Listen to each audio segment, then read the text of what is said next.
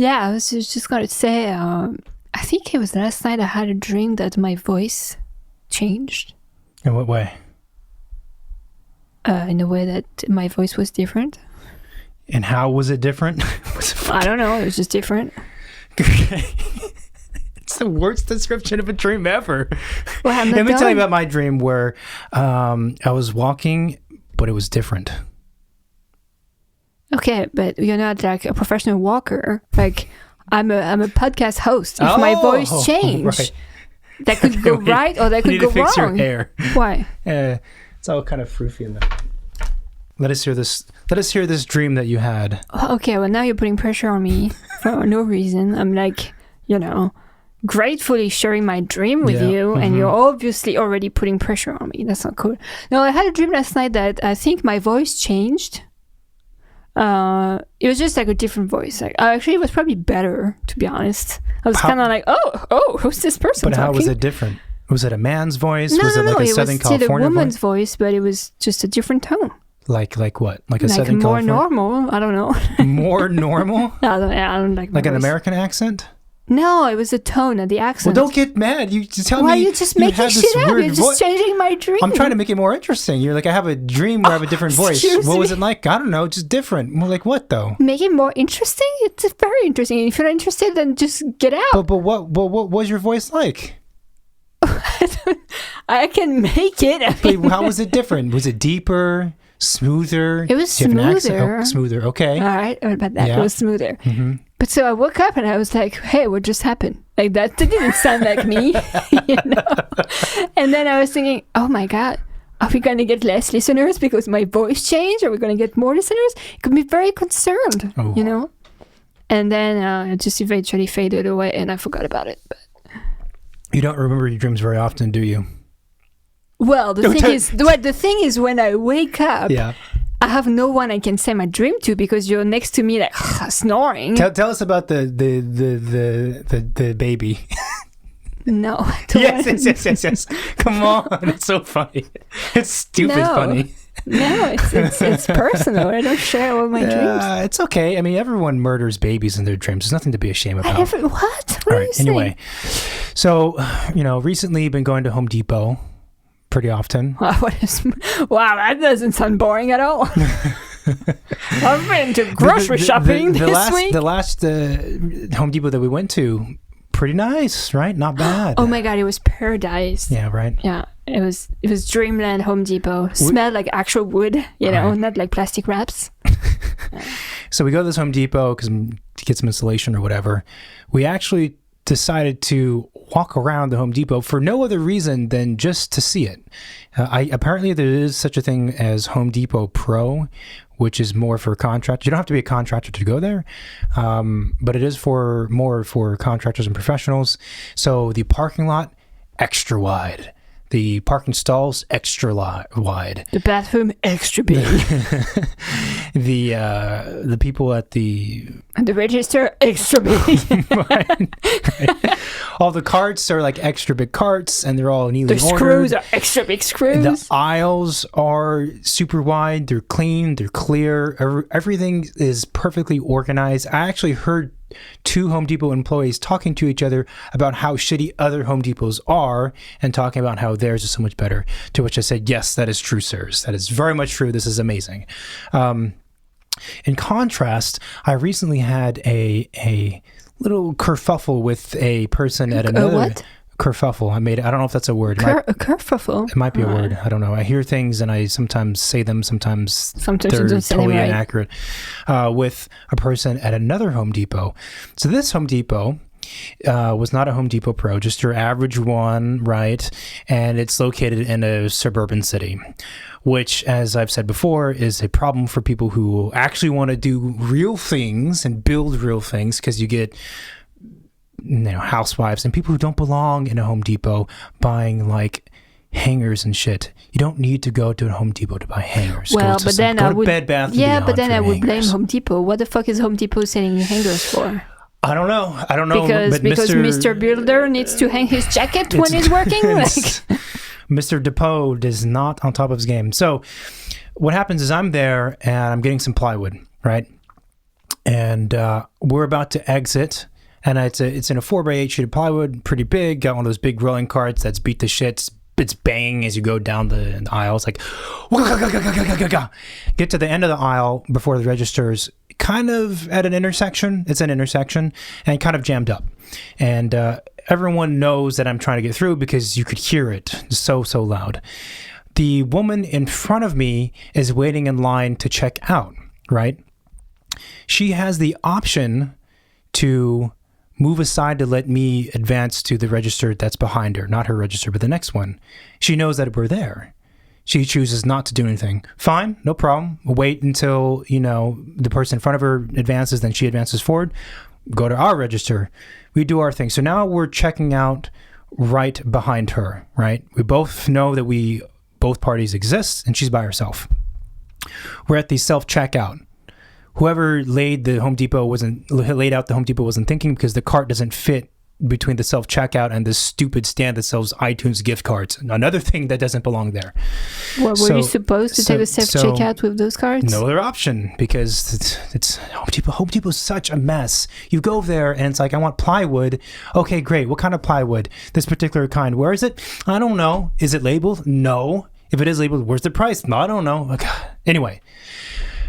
We basically both of us, ourselves and this woman, finished at the same time. We're exiting. This particular Home Depot is kind of weird because they don't have just two double doors to get out. There's kind of like this vestibule thing. So you go through this opening to a vestibule, which is kind of like a T shape. Then you make a left or a right to exit.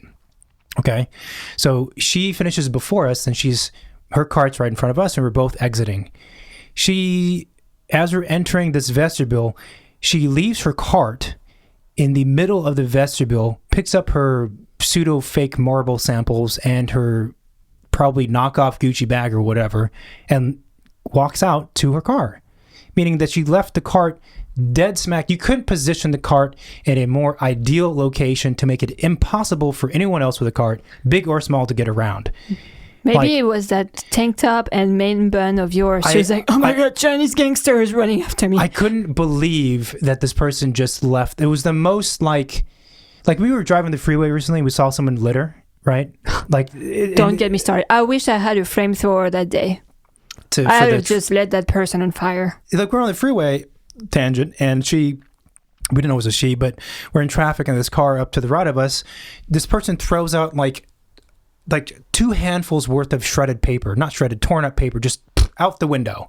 And it's one of those things that's so blatantly wrong, and they just don't care that you're in shock. You're like, what? This is not how people behave. This person left the cart. I was in shock at what happened. And so I was with my dad, so he moved the cart, then we exit. But the whole cart relationship in the US is something that shocked me the first time I saw. There's a bug in here. It's a fly. Okay. The first time I saw people on grocery store parking lot, dumping their carts anywhere, I was like, what the fuck is this person doing? In Europe, you bring your cart back. No one's gonna take it, Really? Well, maybe twice a day, you know what I mean? There is no one, that's no one's job to do that. People have to bring it back. Yeah, I mean, people should put their carts, at the very least, what you should do is, shove your cart at an island or where other carts are, or in the corral. If you're not going to go to the corral, again, at least I said, put it off to the side. But this person, she didn't even, roll it. She didn't even exit and then put the cart and push it kind of off to the side. She just left it in the middle of it's like as if I don't know what it would be. It's like she went to the grocery store to pick out some canned soup and then just left the can in the middle of the aisle. I was like, what are you I couldn't comprehend what just happened because it didn't make sense. My dad moves the cart, we exit, and I'm like, you know what? Fuck this. I'm going to say something. And so I shout and I say, oh, that's really nice. Leaving your cart. You should move your cart. But she can't hear us because she's exited. We're still in the vestibule. So we exit. Shout again. Wow, really great. You leaving your cart like that. You really, you should have moved your cart. She hears me. She's probably 50 feet ahead. She kind of turns around and gives me kind of a snidey look and continues. So, and this really annoys me because it's what you should have done is turned around. It actually annoyed me more that she didn't say anything. It would have been better if she confronted me full on, or best if she apologized or whatever, but she just chose not to do anything. So I kept at it. and the funny thing is, like, now there's this tension between us, right? And it's like in a movie theater when someone makes noise, you can't say anything to them because then it ruins the movie. Yeah. So now it's us and her, and we're in a parking lot. So the question is, where is she parked? She's parked right next to us pretty much in the same aisle, which is great, which gives me another like 5 minutes to rub it in. So, but we're both of us now walking through the parking lot, and I'm just shouting like, wow, really mature. How old are you? How embarrassing is that? A middle-aged woman just leaving the cart like that. How embarrassing. So pathetic. So immature. How embarrassing. And so we pass by her to get to the car, put in the plywood. And as I'm passing by her, she's staring at me. And I'm like, you have nothing to say? Nothing. That's it. Just going to leave your cart, and that's what you're going to do. And so we're loading up the car then, and she's pulling out. As she pulls out, she slows down as expected, yells out the window, and goes, asshole, and then drives off. And I'm like, who's the asshole in this story? What kind of human being are you? And let's say that she actually had kids. Like, this is what I'm talking about. You know, people who want to have kids, you should fucking think about whether or not you should have kids. If you're this type of human being, you should not be having kids. We don't need you around, right? If we could, we would just erase you from human existence because you're a piece of shit. Like, it was so blatantly rude. And the interesting thing was that, like I said, I was with my dad. Well, actually, at least before I say this, let me ask you, you already know the story, but to the listener, let's say then, based on my description of this scenario, right? Suburban setting, middle-aged woman, what do you think this person looks like? Me? Take a moment, think about you.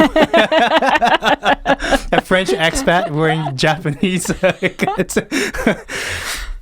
She was an overweight Caucasian, bleach blonde hair. I think she was wearing tight white pants, of course, you know, little sandal things type of person buying marble samples, right? So people get pissed off at us because we talk about stereotypes, but I fucking tell you, if I come across a number of people who look like that and treat others like that, I'm going to be more wary of that person for sure. And she totally perfectly fit the stereotype. Guess what kind of car she was driving? Some kind of stupid pickup, like giant SUV, an Escalade. One of those old Escalades that are so fucking big that they don't even probably make anymore because everyone realizes it's ridiculous. And what kind of rims does she have?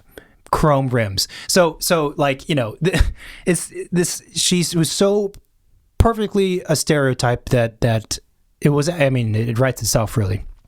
But the fascinating part of the story also was that after it all happened, oddly, my dad, who can be very confrontational, was like, especially in a Home Depot parking lot. Yeah, he was like, don't make a scene. It's fine. And I kept at it because also I didn't feel physically threatened. One, there's two of us, and she's overweight and middle aged. She's not going to do anything. And she's a woman, right? So.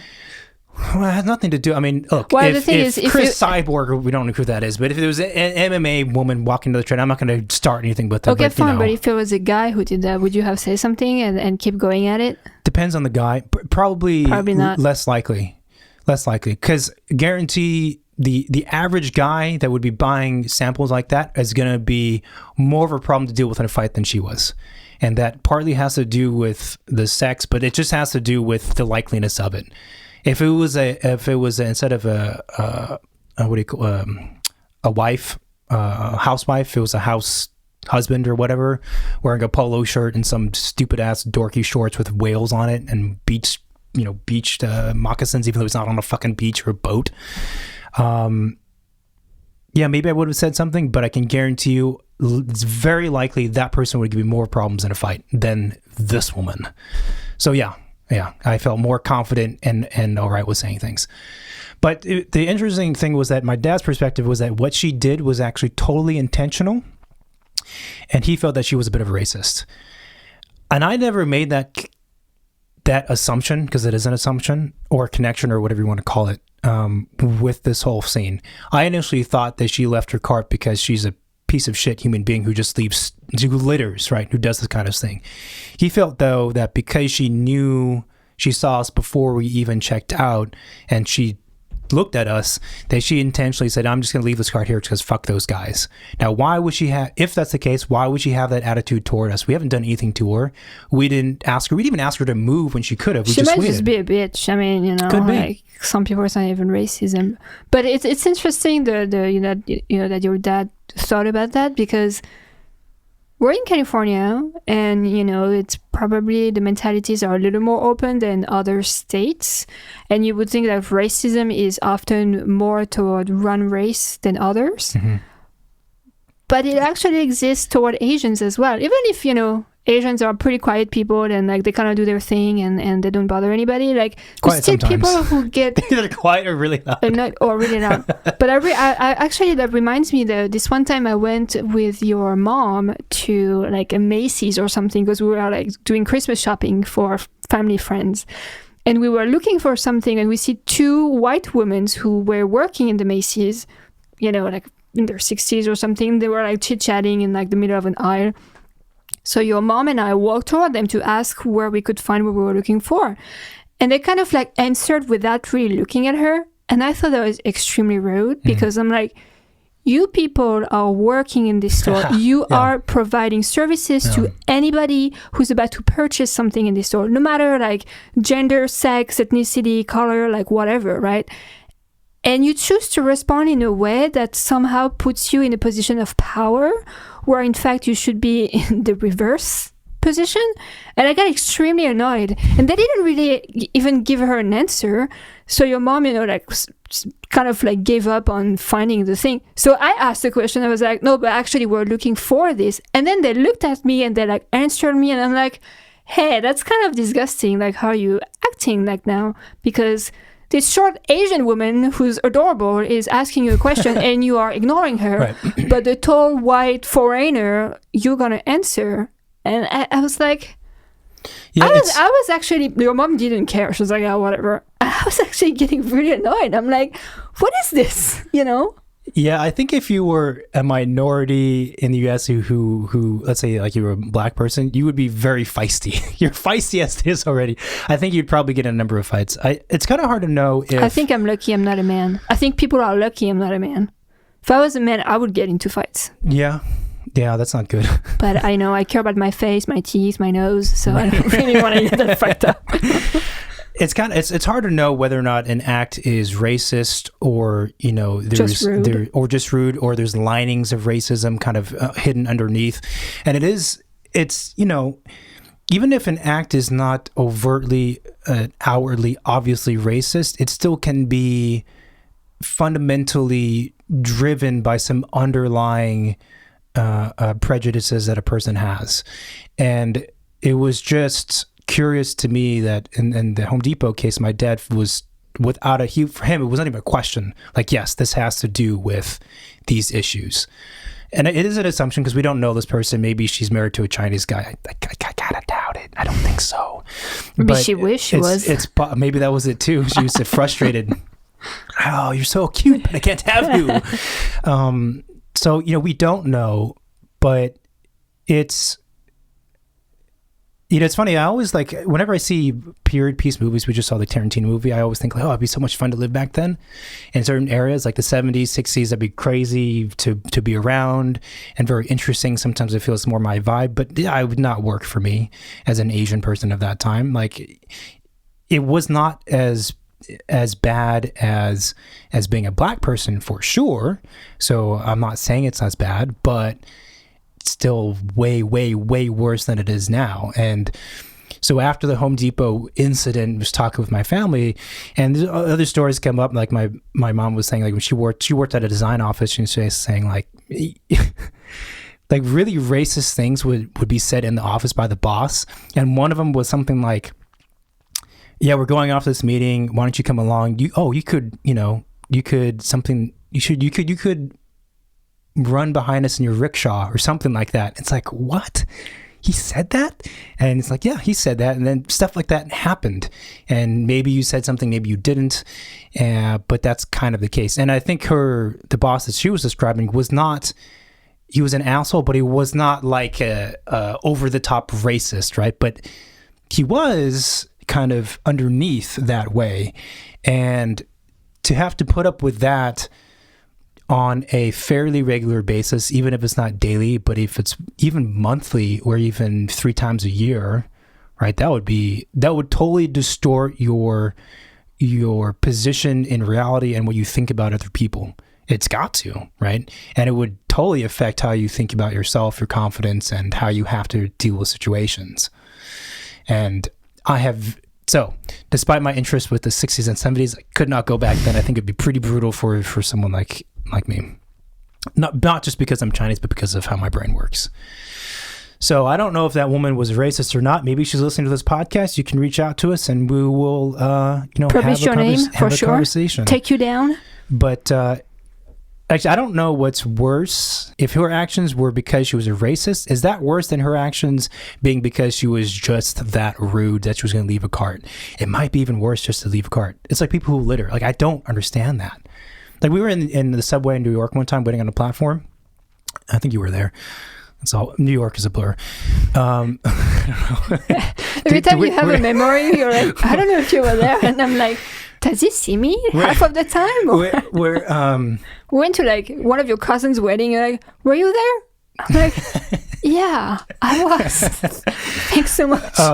But we were in the station underground waiting for the subway to arrive. And this guy has a soda, like not a canned soda, which is somewhat more environmentally friendly, but like a styrofoam thing filled with ice and half filled with cola, plastic straw, plastic lid, like the evils of society now, right? He just chucks the thing onto the tracks. And, interesting. New York is a really crazy place, but something that's fascinating about it is that there's certain things that most people don't do. Even people who want to get into fights and cause problems, or who are combative on subways, trains, and things like this. They're homeless. There's certain things you don't do, and one of them is you don't chuck large pieces of garbage onto the tracks. Maybe a piece of gum, but even then you don't ever see it. You just don't trash. do it. Like, you walk 10 steps, there is trash can. That's in the trash cans, and everyone understands you don't do that. But this guy did it, and he was immediately met with so much hatred and yelling by numerous people that it's something I will never forget. And I think he might have been a little bit pissed up or drunk because he started shouting back. But it was one of those things where the response that the immediate group and community had was visceral, totally visceral. Like, hey, fuck you. What are you doing? How dare you do that? And it's the same response that I felt when we saw that woman throw her litter out of the car in the middle of the freeway, or when someone leaves a cart. It's just this human behavior that But that's because there is an understanding that, it's a common territory that we're sharing. Mm-hmm. And you have to behave in a certain way for it to stay sustainable. If we all do what those stupid people are doing, then what the fuck is the future going to be like? You know what I mean? Like, this is just one thing that pissed me off in New York was every time I would see a guy like sneaking in the corner of the platform to go piss, or like one pissing in the street, or like in a subway station, I would just walk by him and be like, this is just disgusting. You say that? Yeah, I would be like, this is gross. So I wouldn't bother because he might turn around and pee on you. Well, I think they don't have their brain very straight for the people who do that. And it's like, pee on me, I pee on you back. What about that? God.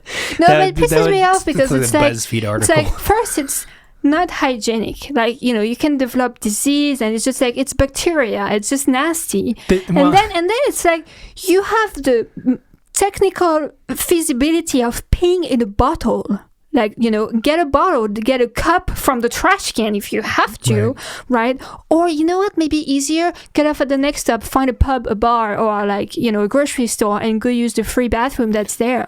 But you're saying that most of the people that you saw were probably homeless, right? And seem to be not necessarily. I've seen some peeing at like, on the curb where there is trees, on a tree that's on a curb in the middle of the day. And it's like, what is wrong with you people? First, imagine you're a kid who walks by a guy who's peeing in the street in the middle of the day. Yeah. Like, wow, what a spectacle you're getting. And then it's like, it's not like you're in the desert, like you're in a city. There is things happening. There is people, you're in a civilization. I don't know. I guess that happens in other cities. There is definitely a lot of defecation and urination in New York City. Oh, I mean, Paris is also pretty disgusting. Like, but it's always men. Like, I've never seen a girl pee on the sidewalk. Well, it's harder to do for women. Yeah, well, it's not because it's easier that you should be more able to do it. I get what you're saying. New York is such a dirty place. I was thinking about the subway system the other day. Or the cars are actually fairly clean than what they used to be during like the 80s. But the platforms are so dirty. Like, if you go to other places, they aren't that dirty. They're clean. And if you grew up in an urban city, I don't know. Like, I know Russia has chandeliers in their subway stations, which is kind of over the top. But, I was going to say Tokyo, but that's kind of also the extreme. I don't know. Another urban place where they have subway stations that's not going to be as dirty as New York. And then you visit New York, you're going to be kind of shocked. You're going to think, like, why are people even living here? This feels like something from a haunted movie, or like everything's dilapidated, like we shouldn't be here, it's unsafe. But imagine, I mean, that's probably better than it was 20, 30 years ago. Can you imagine being in New York 20, 30 years ago, no AC in the subways? But a lot of, I mean, France don't have AC in the subway, so I can imagine. Yeah, but France doesn't get as humid as New York does, right? Oh, Paris. Oh, yeah, it gets humid there. I mean, now it's not as bad as New York. But it makes me wonder, like, you know, the subway stations are so gross. How come breathing all of this grossness doesn't create diseases in people's, you know, bodies? I bet it causes something. I don't know what, though. I bet we'll find out about it like 20 years from now, and people will be like, yeah, you know what? All the layers of dirt from the subway in New York created this bacteria. Someone was telling me that they did a particulate test of the air in the subway stations. And the thing that they found most in the air wasn't dirt or grime, was dead skin cells. Which makes sense, but is fucking gnarly to think about. Oh, yeah. Also had a friend of a friend, she got, she got spunked on by a homeless guy. Apparently there's a homeless guy about 10 years ago who just went around, like, you know, doing his thing on people. That's gross. Yeah, it's pretty gross. That's like several levels above peeing on someone, right? Yeah. Okay. Another thing that I'm reminded in regards to slightly racist things is that we were watching. We don't ever watch TV, but when we visit relatives, sometimes we do because. I don't know why. Because they watch TV. Yeah, so their Family Feud was on, and we were watching casually Family Feud, which is hosted by Steve Harvey, who's so bald. It's like it's not the baldness, it's the teeth. It's the teeth. There's just so many of them, and the mustache. It's very. It looks like fake. It looks like it's made of latex or something. Yeah, it's creepy. It's kind of like. And it's like Steve Harvey died, and they made a robot of him, and now that's Steve Harvey. But. The Family Feud was starring these two families. One was the family of, I guess, a report. She calls herself a journalist, but I think she's just a reporter. Maria Menounos? I don't know. I don't know her. Apparently she's Greek, but I don't know, maybe she's a serious journalist, you know, going and hunting down leads, but I mean, it's kind of like, I think most of her following just has to do with the fact that she wears very tight dresses and looks attractive. Anyway, so it's her family, Greek, versus this Asian family. I don't think they were Chinese, I think they were Thai. These two families, right? Obviously, the Greek family is all Greek. I think they were Greek, and the other one is all Asian. And so Family Feud is like on public TV, right? And the way the game goes is that one person from each family comes up to the buzzers, and the first one to hit the buzzer, then answer the question correctly, allows the corresponding family to play or do whatever, right? And so the people that approach Steve Harvey and the buzzers are a young Asian guy who has like this wacky-do haircut, who likes it's being really cool and doing fun, like, I'm going to get you, I'm eyeing you symbols to the other guy that's coming to play against him, who's the husband of the reporter. And so the Asian guy's doing all this funny stuff, and the Greek husband chooses to do a Chinese bow in response.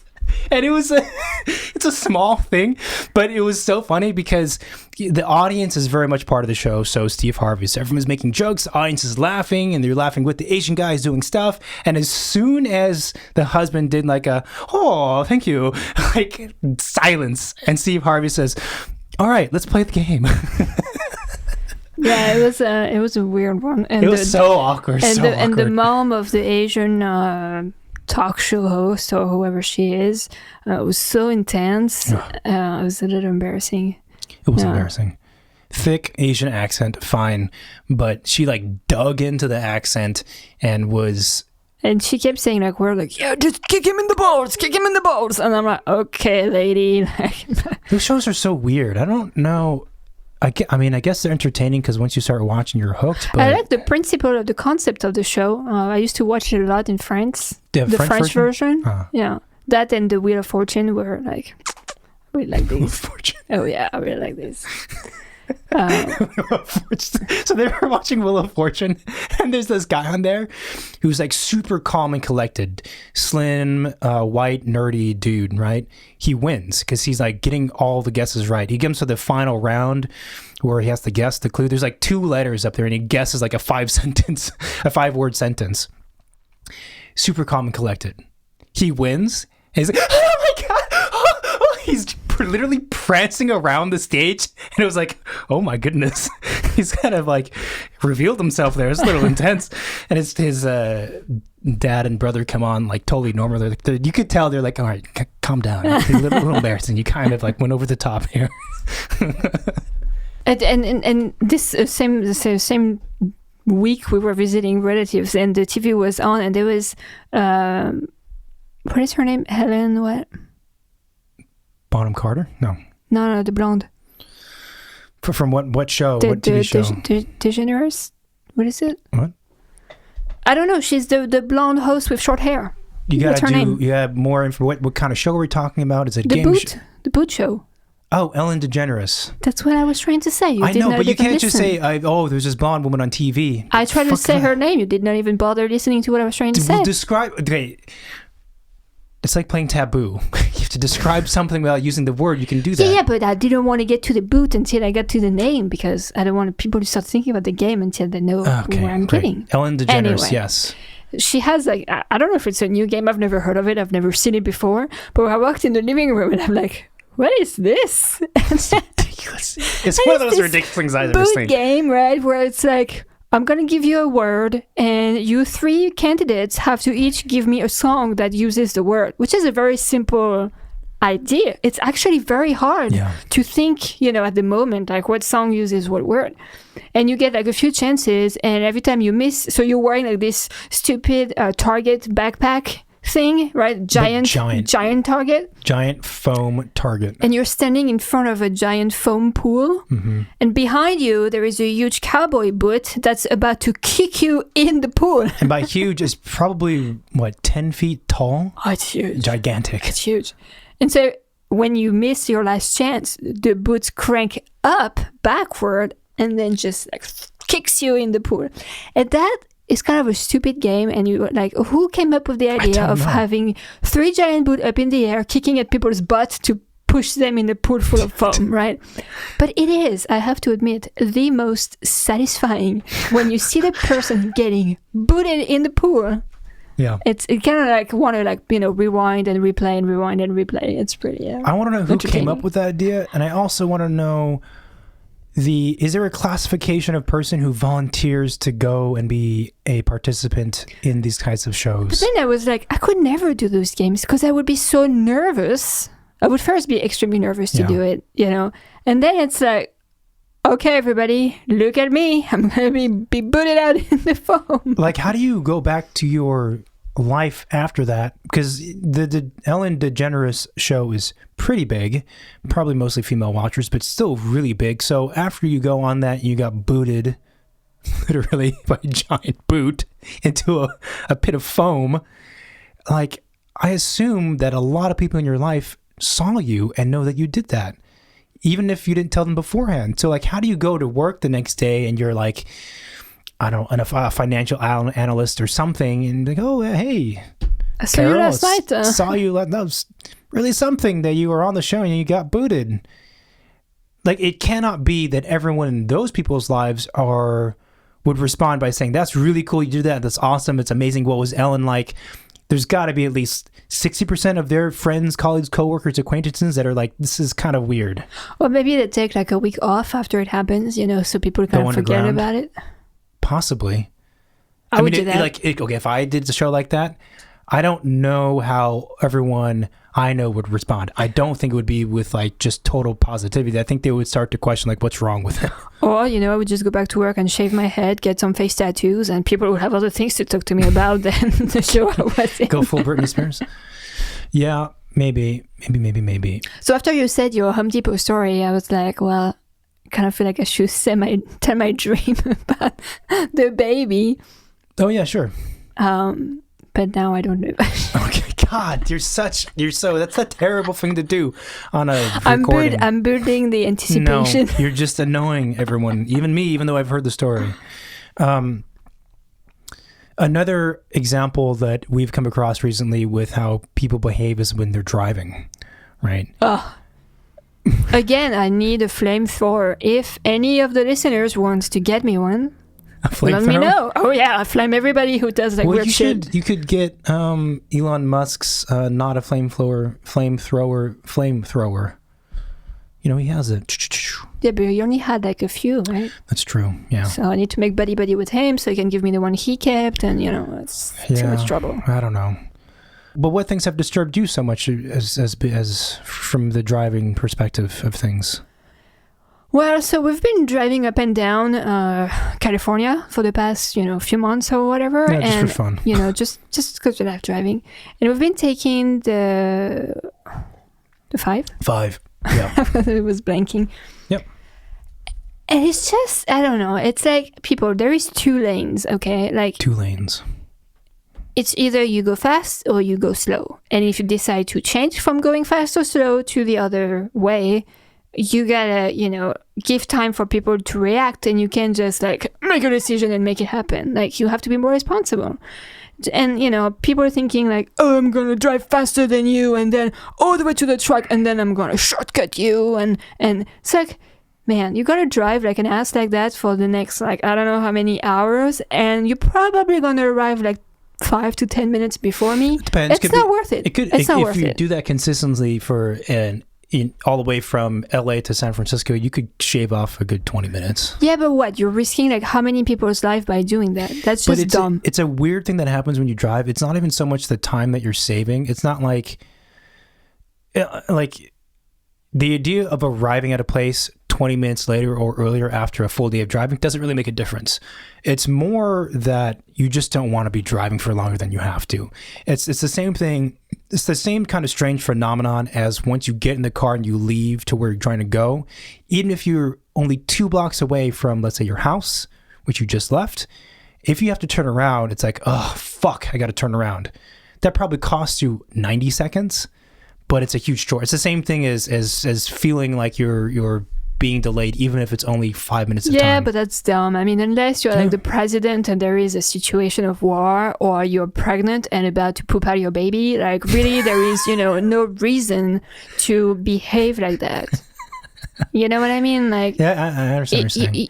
But also, there's nothing in your life that's worth doing that. Yeah, but so the 5 freeway is kind of a weird thing because it's really long and it's the fastest way to get from LA to San Francisco, and it's only 2 lanes, right? Well, how would I describe it? Yeah, 2 lanes on each side. So like you said, fast and slow.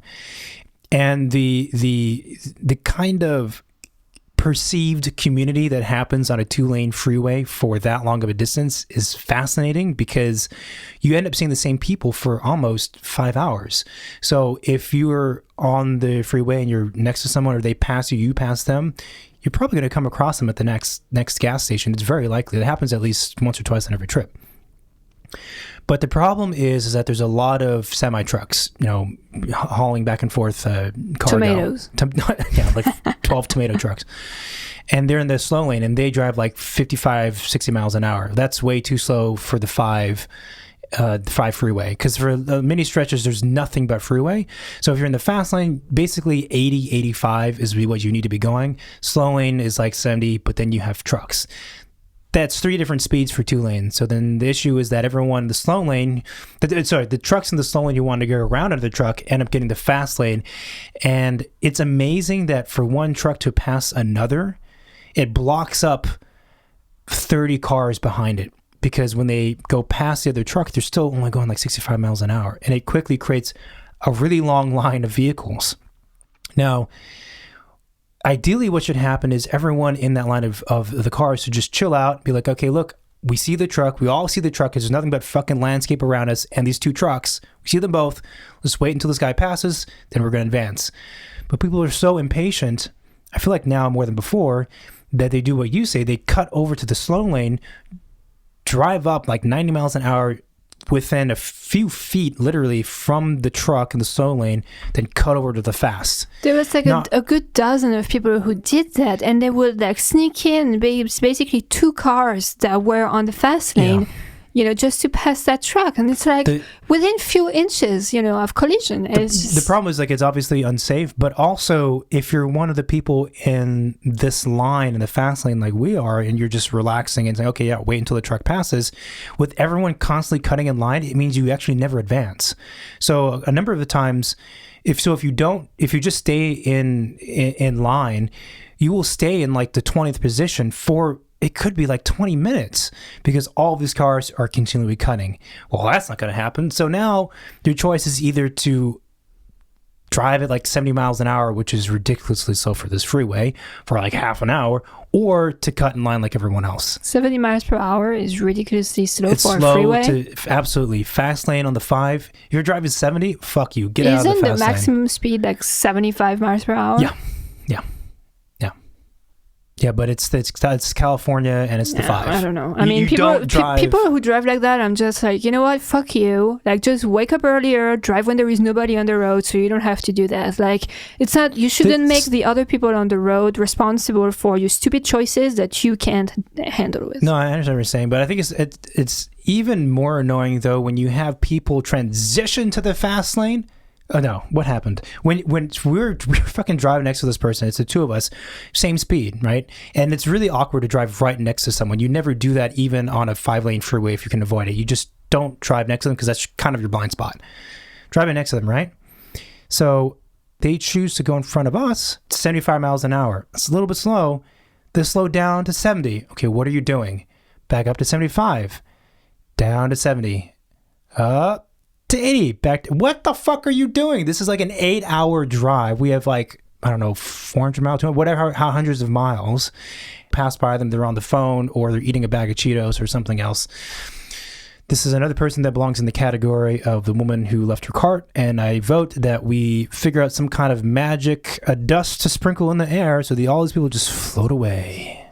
Wouldn't that be nice? Flamethrower? Barbecue meat. We could do that, yeah. When I'm president. Yeah, vote for me. President. Vote for you. Well, yeah. Aggressive stance on, what do we call these people? Guppies? Sure. Guppies. Aggressive stance against guppies. We're going to flamethrow all the guppies. No, so there was these people, right? And then we get to the Bay Area where we're crossing that super scary bridge. Like every time we get on it, the bridge that's like close to the water. Oh, yeah. Every time we get on that bridge, I just think about, more even recently, like earthquake and like, like end of earth type of situation. I'm like, we're fucked. Like, that's it. Like, I don't know how to swim. We're like driving on top of the water. It's like a huge stretch. We're never going to make it back or forward. Like, that's it. Like, I'm dead. Like, I think if that was going to happen, I'll just probably try and pass out, like faint and just die, like drowning. I would not even bother. But anyway, so we're on this super scary like bridge over the water in the Bay Area, and there is these two stupid cars who were basically racing in like a middle of a Sunday afternoon, like late afternoon, early evening, and there is like a lot of people on the road, and they were just like slaloming in between cars and just like using their engine and like making noise. Like, what the fuck? Like, what is the fuck is wrong with you? I've only been in a vehicle once where I felt really, really unsafe, and it was in high school, and I guess she was a friend. She was driving, and she was one of the types of drivers, very aggressive. So if she's met with a situation where she's blocked by all lanes because there's cars in every single lane, but they're not going fast enough, she'll basically push cars out of her way. Won't physically touch, but like inches. Like you could see like the eyelashes of the person's reflection in the mirror. Like they're so close. That's probably one of the few times where I was really, really nervous. It's like, oh my God, we're going to die going to prom. This is kind of insane. Going to prom. I don't know if there was some stupid dance. Not yeah, worth it. I don't. It's very stressful. I can't wait for like. You saw the video of the guy in his little drone pod things in France? Oh yeah. I can't wait for like. Describe it. So we had July 14th in France, which is Bastille Day, which is when the people took back the power, basically. I think that's when Marie Antoinette was like killed and everything. It was like a very bloody day, you know. Really? I was like, it was the French Revolution. Kristen Dunst eating cakes. What you doing eating all those cakes? Should have had hot dogs or something. Suck on these hot dogs. But so they had this ceremony with like fireworks. It's kind of like July 4th, but July 14th in France, right? Mm-hmm. As far as festivities, expression, and stuff like that. And so they had this guy who was basically on, let's say, the equivalent of a mini skateboard, flying up in the air with a rifle or some kind of like machine, like gun business, rifle. Right? And like a helmet. So he kind of looked like the Daft Punk on a skateboard with a stick, and it's just like buzzing around. And he looked like Ant-Man. Like you watch the video on YouTube, it's really cool. Like this guy looks like a little fly that's just buzzing around. And I don't know if the plan is for that technology to be used more for like security, like police. I don't know. I guess the guy's a French inventor. That's what he called himself, and he's done a number of different things. He holds different records for similar activities, and he created this. The board that he was on, it was his creation, right? It's like a disc, and there's a bunch of drones in it basically, and it's a hoverboard, but it doesn't just hover; it flies around. But they dressed him up as a soldier, and it was sold via the news media as the soldier of the future, right? Flying around with a rifle. But it's like the only thing that makes him a soldier is that he's holding a rifle, which is certainly not loaded, as for the demonstration. So, like, remove the rifle, then he's not a soldier. Then he's a dude on a disc, which is probably cooler than saying he's the soldier of the future. Like, why are we interested in the soldier of the future? Why don't you say this is the future of transportation and getting around? Maybe they're trying to sell the technology to different governments or something. Probably. But it's pretty amazing to see, though.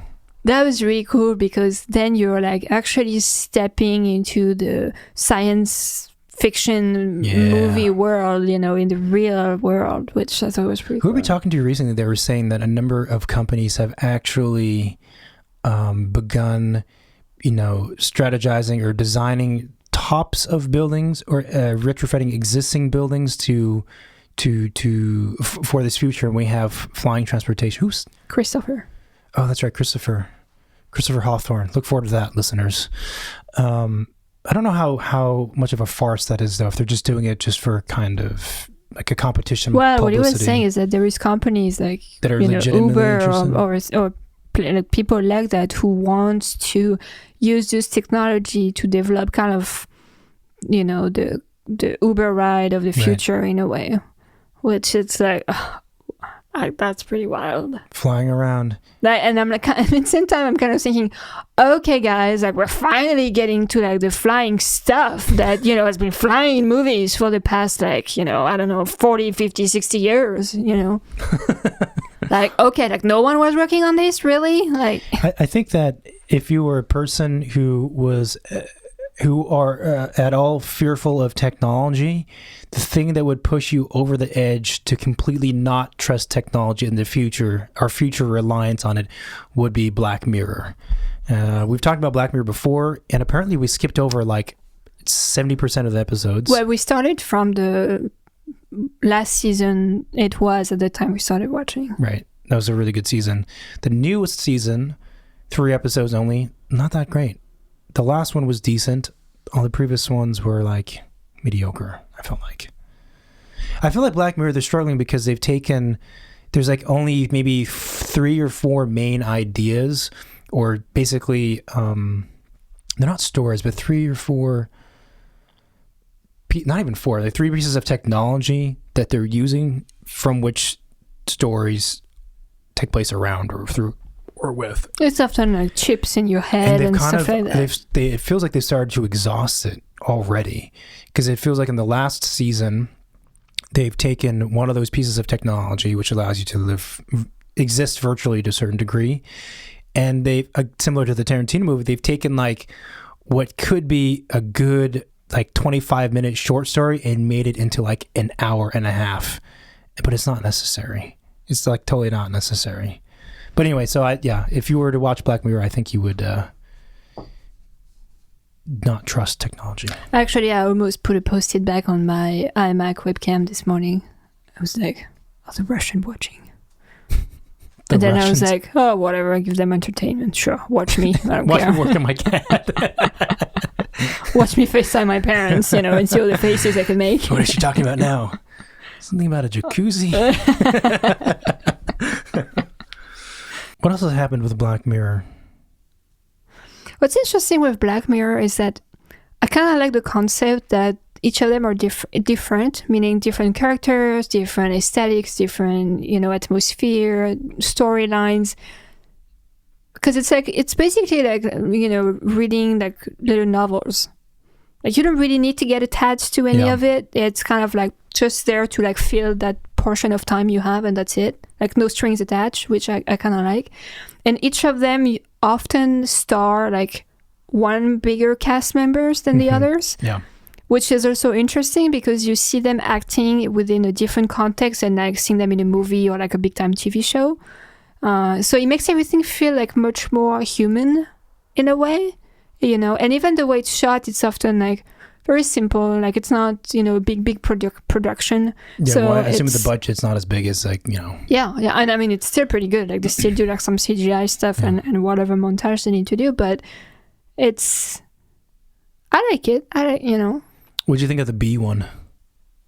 What was the B one again? Oh, yeah. Well, I don't necessarily like the stories of Black Mirror. A bunch of them, yeah. Right. But I kind of like the questions that they bring to people who are watching it. Yeah, that's an interesting.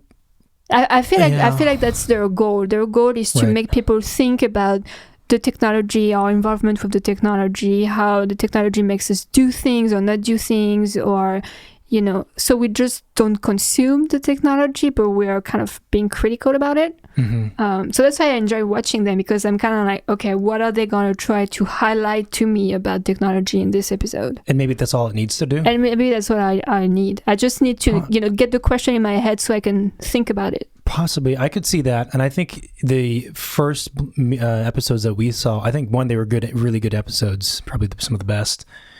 But maybe they were also more enjoyable because we hadn't seen any yet. So there's questions we already thought about, because especially I think in at least for me, like theoretical research and architecture, you've already thought about these kinds of things, or I have.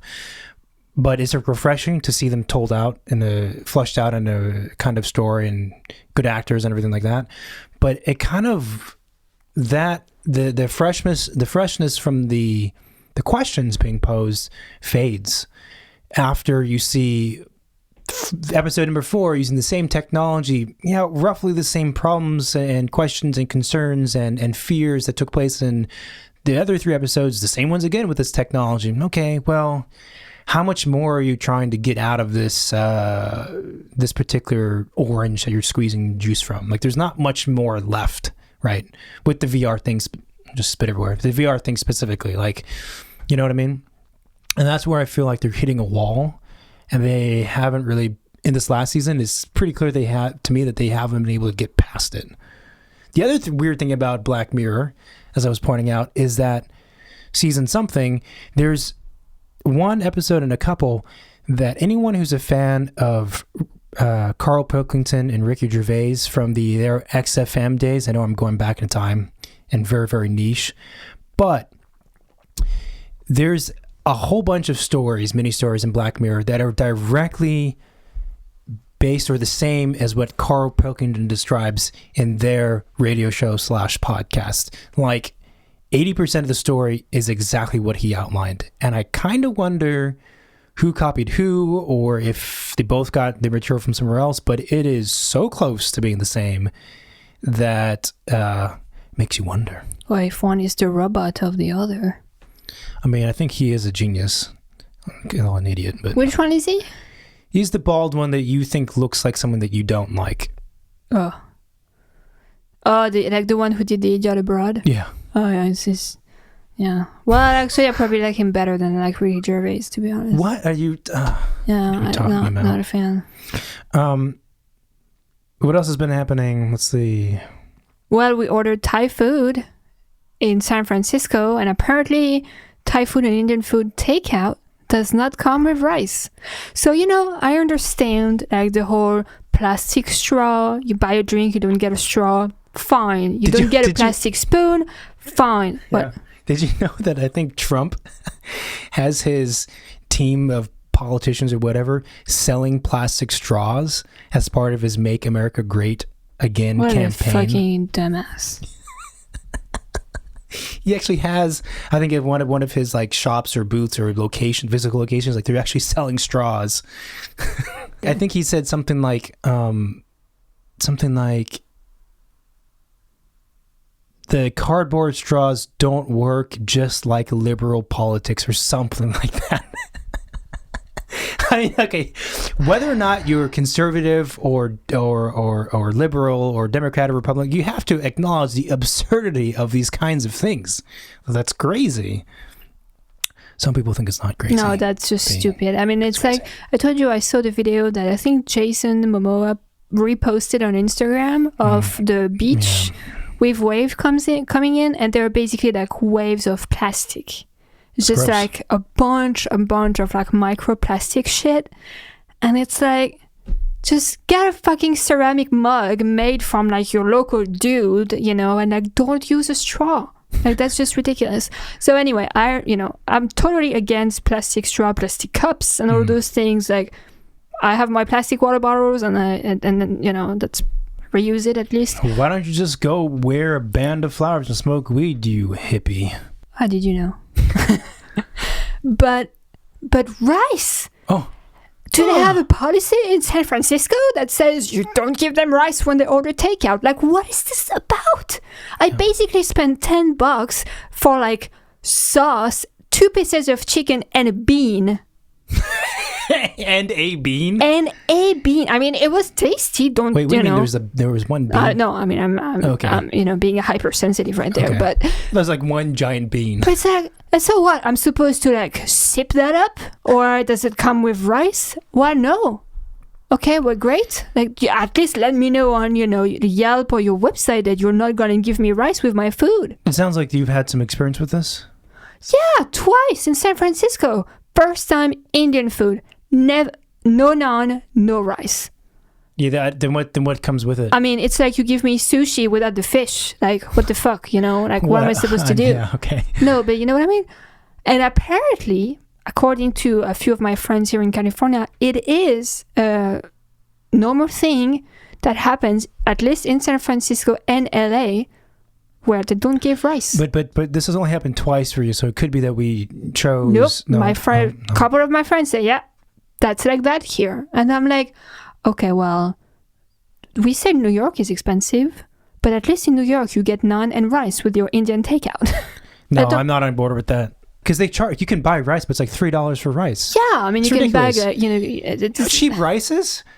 I mean, it's expensive if you buy it from like Trader Joe's on a small thing. We buy a big sack, it's like 2 cents for a bowl of rice. And the whole point of ordering takeout, it's that you don't have to cook.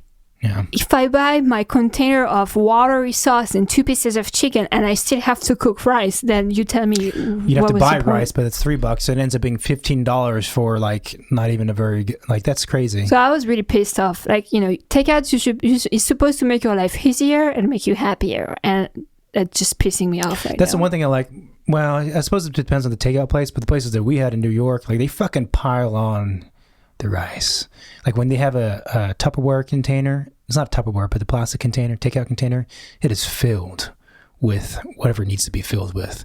They're quite stingy at the place that we ordered from the other day here. There is not even like, like I ordered Pad condiments or anything. Pad See Ew came in the typical kind of lunch size, black plastic, Tupperware looking thing. It was completely covered, but half full. Now, Pad See Ew is dirt fucking cheap because it's cheap carbs. That's why it's cheap. There wasn't a whole lot of meat, so fucking fill that baby up. I was hungry afterwards. Like, this is not satisfying at all. I know. So if you are traveling to New York, or if you're living in New York, enjoy your takeout while you can, because who knows what the world is up to those days. That's so what are we gonna do? Not order takeout ever here? Oh, that's it. That's it. I mean, we have to order it from New York, and by the time it gets here, it'll be cold. So that's no, it's crazy. It's bananas. That's not good. I'm sure there's some places here that do it good and cheap, but well, if you do give rice, let us know. We'll order from you and we'll talk about it. $10 for half a container of Pad See Ew. That's really kind of a letdown. Yeah. It's a ripoff. To me, it's just a ripoff. Also, the thing is, like, were the places that we ordered from in San Francisco, like San Francisco is a really expensive place, but these particular restaurants we ordered from were outside of like the central area, so there's no reason for them to be nearly as expensive. And they're labeled as $2 signs on Yelp. Excuse me? Any place that's serving Pad See Ew and whatever curry thing you ordered that's of that caliber should be $1 sign. That's it. And it should be filled to the max. And that should be, maybe when you're present, you can put that into the one place actually we ordered was a curry place in San Francisco called Volcano, I believe, on Gary Street. Mm-hmm. Very, very good food. And it came with rice, right? Yeah, it did come with rice. Yeah. So. Yeah. So Jason Momoa, you mentioned him. I have kind of issues with Jason Momoa. Did you guys fight about something? Well, I don't know. Let me guess. We're supposed to go on this. You fought about me? That's okay. You both can have me. That's fine. He was like, I am Aquaman, king of the ocean. I'm like, no, you're not. He's like, I'm Khal Drogo. I'm like, shut up. You died from a cut. You fucking weakling. You weakling. Yeah. You're pathetic. Fell off your horse. I saw you. No, it's because I saw him in a video. He's doing something I didn't like. What happened was he was gifted a motorcycle, I believe from Harley Davidson, custom motorcycle, right? Pretty sweet deal. And this was video recorded. The action of gift giving and gift receiving. The motorcycle was painted red, custom again, right? And he's really into bikes apparently. So he's like, oh, this is so cool. The guy gives him the bike. Obviously, the guy gifting the bike is super stoked because he's Jason Momoa and he's like 8 feet tall and has like a perfect body and he's getting this bike and it's great. He receives it and says, okay, so it's my bike now. He says, yeah, it's your bike. I can do whatever I want with it. He's like, yeah, this is kind of a weird question, but yeah, it's your bike. Great. I want it black. Takes a can of black spray paint and paints the bike black on the spot while cameras are rolling. Like your cheap, whatever, shake 'em up thing, and then rides off. Now, I don't care really to talk about celebrities that often because I think it's not what we really do. But I'll tell you, as a person who creates things and makes things, that's really rude. Fucking annoyed me. That really annoyed me.